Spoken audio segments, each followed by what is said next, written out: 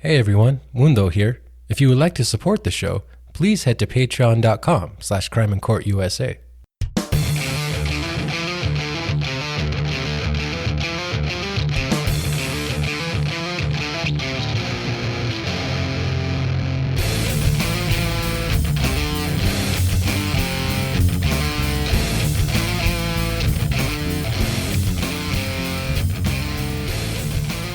Yo, what's up everyone, and welcome to episode 20 of Crime and Court USA. I'm recording this on September 22nd, 2021.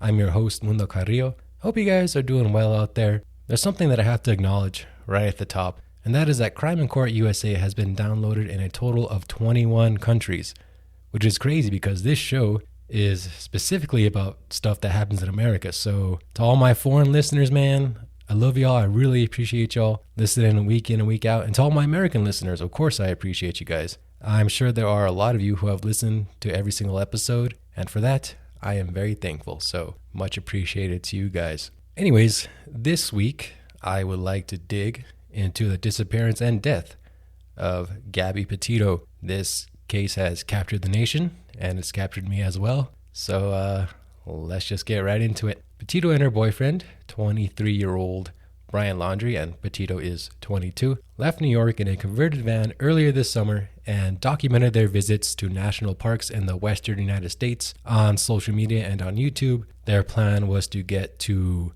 Oregon by late October, but Brian returned to his parents' house in Florida on September 1st without Gabby, and Gabby's parents reported her missing on September 11th. Brian and his family refused to speak to authorities and instead referred all questions to their lawyer, and this of course led to a search for Gabby. On September 29th, that was this last Sunday, police found human remains that fit Gabby's description at a campground in Wyoming, and on Tuesday, September 21st, the FBI confirmed that the remains were in fact Gabby's and that the coroner had ruled Gabby's death as a homicide, meaning that she was killed by another person. The official cause of death has yet to be determined. I don't know what kind of evidence the coroner found. That could be anything from strangulation, blunt force trauma, other kind of wounds. Just there was something to indicate that she was killed by another person. And as of this recording, an underwater dive team was sent to the Carlton Reserve in Florida to look for Brian, who has not been seen since September 14th. And although this couple seemed sweet on social media, their relationship seemed to be toxic in real life. The two had met in high school and have been described as childhood sweethearts, but as we are about to find out, things were just not as they seemed. Okay, so the first instance that things were not great came on August 12th when someone called police in Utah because Gabby and Brian were fighting outside of a store. The witness said that he saw Brian grab Gabby's face and that he saw Gabby climbing through the driver's side window of the van, presumably because she was locked out. And the police caught up with them a little bit later. An officer started tailing them, according to body cam video that was made public. You guys could go check that out if you guys want. The officer's tailing them, like I said. It looks like he might be ready to pull them over. And then all of a sudden, the van swerves and hit the curb. So that's when the officer decides to finally pull them over. And I watched all 75 minutes of that that body camera video. So here is what I saw. So he gets to the passenger side window, the officer does, and Gabby is crying. She tells the officer that they've been having personal issues. So that's when the officer tells Gabby to get out of the car, and he starts asking her questions about what's going on and all that. That's when she tells him that she quit her job as a nutritionist to travel the country in her van and start a blog. Later on, Brian tells the officer that he hit the curb because Gabby grabbed the wheel. She actually told the officer that he swore because she was punching him in the arm, and she never said that she grabbed the wheel. She denied that. And Brian, he does seem nervous and fidgety during this encounter. That prompts the officer to ask if he's on any kind of medication. Brian says no, and then the officer asks, well, why are you so hyper then? And Brian said that the flashing lights from the police car made him nervous. The officer did notice scrapes and other signs of battery on Brian, and they figured there was an officer who arrived on scene as well as a park ranger, because they were on where were they? I think Arches National Park, so there were park rangers there as well. They kind of determined that he said Gabby grabbed the wheel instead of punched him so that she wouldn't be charged with any kind of domestic battery. They later on determined that Gabby was sort of the aggressor and that she should be charged. And the officer who initially pulled him over was going to charge Gabby with domestic battery. Now in Utah, as the officer describes in the video, that would have required the couple to have been separated for the night. But they weren't from the area. They were from New York. They didn't really know anybody there, so they couldn't just call someone for a place to crash. And if they couldn't find a way to be separated, then Gabby would have to spend a night in jail. So that kind of caused a predicament for really everyone involved. At the end of the day, the officer decided not to charge Gabby. And you can see the officers on scene, they sort of have an interesting conversation about, domestic violence. Usually the man is the aggressor, right? In this case, the woman was the aggressor. And they have, again, just an interesting conversation about whether she should be charged. I mean, they assume she's about, just a hair over 100 pounds and she looks pretty tiny and, maybe not much of a threat to anybody. No offense to Gabby. But so the one officer, he looks like maybe he's a sergeant or something. I don't know. He's kind of talking and kind of carrying himself like he was in charge or something. But I don't know for sure. So that's all speculation. But he's like, hey man, we shouldn't really charge this tiny girl with domestic battery. I mean, look at her. I don't want to throw her in jail. And he even says like society can judge me for saying that. But I don't think this young woman should be charged. So finally, the officer who pulled him over decides not to charge Gabby, but he does want them to be separated for the night. So the officer gives Brian a ride to a hotel, and Gabby actually takes the van. There was actually talks of Brian possibly staying in a shelter as a victim of domestic violence, but he ended up staying in a hotel. Gabby took the van, and they were specifically instructed not to have any communication with each other that night, not even through text, through anything. Who knows if they actually did that, right? Gabby wasn't charged, so that wasn't like the officer couldn't legally tell them not to contact each other. He just didn't want them to contact each other at all because there was a domestic thing going on between them. So he just wanted them to cool off for the night, talk to each other in the morning, so on and so forth. So again, that was on August 12th that happened. Now, they have a YouTube channel called Nomadic Static, and the one and only video was published on August 17th, which was 5 days after that encounter with police. Gabby also documented the trip on her Instagram page, with her last post coming on August 25th. Brian's Instagram page mostly has art, and his last post was on August 13th, I believe, at one of those national parks they were visiting, and his last post was, again, the 13th, the day after that police encounter. So moving forward, Brian returned to his parents' house in Northport, Florida, with the van, but without Gabby. As I said before, him and his parents refused to speak with investigators. They refused to cooperate with the investigation into Gabby's disappearance. But I guess his parents did actually tell cops something, because they apparently told police that Brian told them that he was going to hike in the 24,000-acre Carlton Reserve in Florida by himself, and that they had last seen him on September 14th. Flash forward a few days, and on September 29th, a body, as of right now, just a body, that fit Gabby's description, was found in a campground in the Bridger-Teton, I don't know if I'm saying that right, the Bridger-Teton National Forest in Wyoming. On August 27th, a couple of vloggers captured footage of the van at the campground, and this footage apparently helped investigators kind of locate the location. I'm sure this area, if it's a national forest, I'm sure it's huge and, very hard to search for somebody in that forest. So apparently this footage captured by a couple of bloggers really helped narrow down the location. The bloggers reported not seeing anyone in the van or really anyone in the area. In fact, they said it looked like it was kind of deserted.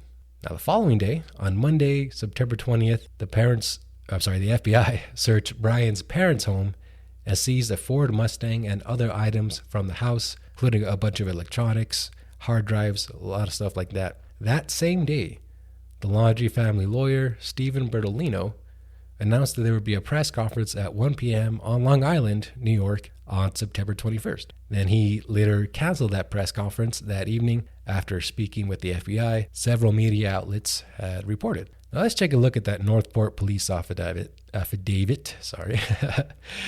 the officers used to search Brian's parents' house. According to that affidavit, Gabby and Brian left New York in about mid-June, and texts between Gabby and her mother indicate that there was growing tension between the couple. Gabby's mother got a weird text from her on August 27th that made her worried, and it was the last communication she ever had with Gabby. That last message read, quote, "Can you help Stan?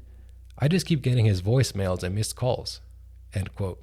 Stan is the name of Gabby's grandfather, but Gabby had never referred to him by that name, so this made Gabby's mom pretty worried. And after that, Gabby's phone stopped working and she stopped posting on social media, which again, the family also said was weird. This affidavit goes on to say that the police in Moab, Utah, and in Northport were worried about her mental health because she was suffering from a lot of anxiety. And now when I really think about the police video from Utah, yeah, she just doesn't look like she's in a good place mentally with the relationship, with the situation. I mean, you watch it and, knowing what happened now, you just really wish she would have just gone home. You know what I mean? She just did not look like they both. I mean, the relationship looked toxic. She looked like she wasn't having fun anymore. I'm sure she started this trip. They both started this trip with, trying to go on a grand adventure, starting a new life. She quit her job. You know what I mean? That's something I could relate to. I quit my job early this year to start something on my own, right? So, yeah, but, I'm sure she was trying to push forward with it, but she didn't look like she was in a good place. And unfortunately, she was found dead by homicide. So as of right now, the death is being ruled a homicide and Brian is still missing. So I got to be honest with you guys. I didn't think I was going to cover this story at first. A friend of mine actually put it on my radar last week as I was recording last week's episode. So it was too late to talk about it last week at that point, right? But yeah, he put it on my radar. He sent me an article and,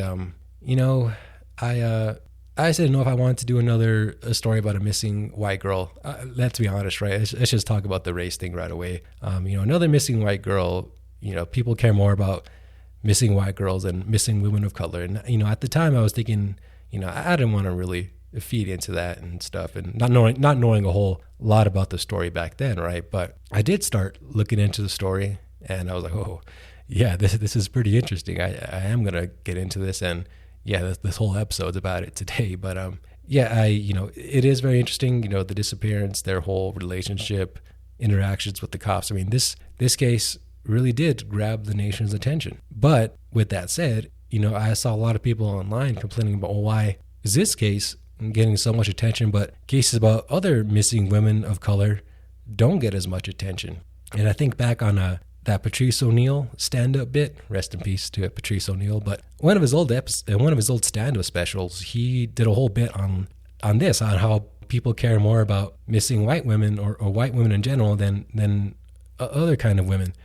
And, he said something about white women are valuable or something. I don't know. I don't want to ruin the bit, but it was so true. I mean, we as a society, we see a missing young white girl, we lose our minds. I mean, rightfully so. I mean, no one should go missing. A heart goes out to Gabby's family and all that. This is very tragic, and I don't think anyone was arguing that this shouldn't be covered, but the argument was, why is this covered so heavily and other cases just aren't? And I don't know. I don't know if I have the answer to that. I will tell you this, though. I started covering this because I found it very interesting and it was something that people cared about. This was a very big story. And I guarantee you, I promise you, that the reason other big national media outlets covered this was because there was a lot of public interest in this story. You know what I mean? Reporters don't cover things that people don't care about. I mean, they want their stories to be read. They want their stories to be watched, whatever kind of media they're in. I mean, they want people to pay attention.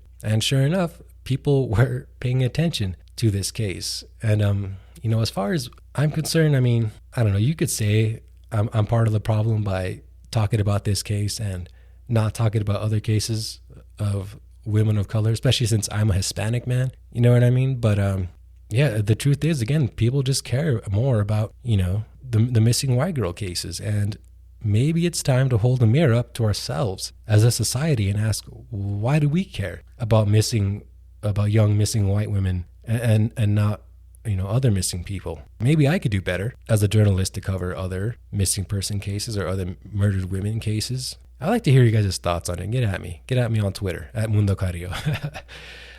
That's about all for this week. Check out the Facebook page, Crime in Court USA. Check out the Twitter page. I created a Twitter page for the show too. So that's at Crime in Court. Check out the Patreon page, patreon.com/Crime in Court USA. Throw me a few bucks a week. It helps out, especially now. I got to say, I really want to get some public records, get some public documents and stuff, but that still costs money, you guys. And so your help on Patreon would go a long way in helping me get some public documents, especially federal public documents that are published in federal court. They're like 10 cents a page or something silly. So yeah, if you guys help me out, man, I would greatly appreciate it. But of course, I do appreciate you guys just listening. Share the podcast with your friends. Share it with your enemies, man. Make amends. You know what I'm saying? Leave a nice review on iTunes if you can. I will catch you guys next week. My name is Mundo, and I'm out. Peace.